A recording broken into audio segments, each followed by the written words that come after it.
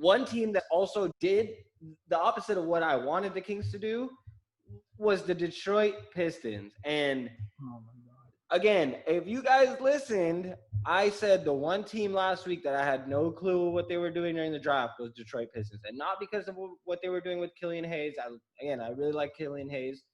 But they signed Jeremy Grant, Jaleel Okafor, Mason Plumlee, and Josh Jackson. And at the same time, they probably lost their best player and one of the best young players in Christian Wood. Yeah. Caleb, what's going on with the Pistons? They also shipped out Luke Kennard too. And I mean, Luke Kennard's kind of like I don't know. He can shoot, right? He can score. Losing those guys and replacing them with literally the opposite of what you said you wanted the Kings to do, with older guys that are kind of at their ceiling. Like the Josh Jackson deal, I'm all for. That's the kind of signings that teams like the Kings and Pistons should make. Throw money at these young guys that have had trouble. Maybe they can bounce back. You know what I mean? Mm-hmm. But Jeremy Grant, what does that do for you? He had a good playoff run, right? But the Pistons aren't making the playoffs. There's no need to sign him. It just makes no sense. Sorry to interrupt.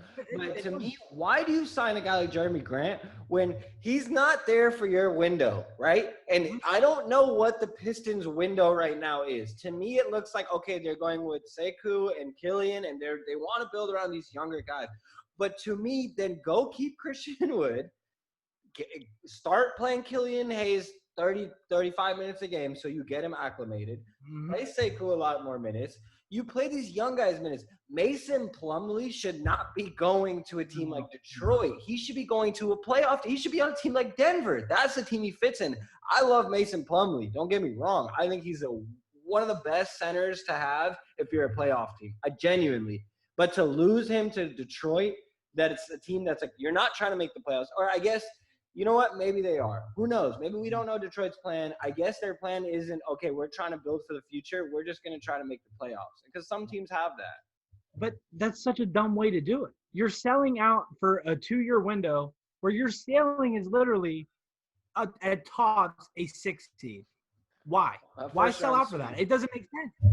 Listen, you're selling out your future for that. And like, okay, Sekou Doumbouya, that was my favorite player in last year's class, right? He's not going to see the floor more than 10 minutes a game, if that, okay? You ruined his development. Congrats. You drafted Sadiq Bey, who, remember in our draft podcast with Richard, I like Sadiq Bey. But what does the extra value give you? He's older, right? He doesn't give you any more value right now. You should have. I don't even get the Sadiq Bey pickup for them because I really like Sadiq Bey, but again, to me, a team like Detroit is not looking for these high floor guys. And I could be wrong. Sadiq Bey could be a lot better. And I'm not saying that he's going to be bad. I just think his ceiling is going to be what his ceiling is versus these other guys, even a Killian Hayes. Killian Hayes has the ceiling is through the ceiling is the roof. You know, that's what I think with Killian Hayes. And I think he has it. But I don't understand Detroit. You guys will hear me saying this over and over again. I probably won't talk about Detroit again because you know what they're going to do in the playoffs, even in the season. 9th seed, 10th seed, bye. Good luck. 13th pick again. What's their starting lineup look like? Is it going to be Killian Hayes, a random guard? It's going to be Jeremy Grant, Blake Griffin, and Mason Plumlee. That's your starters.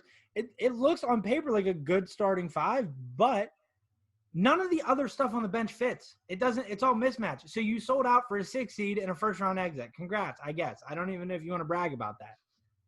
Well, I know a team that does want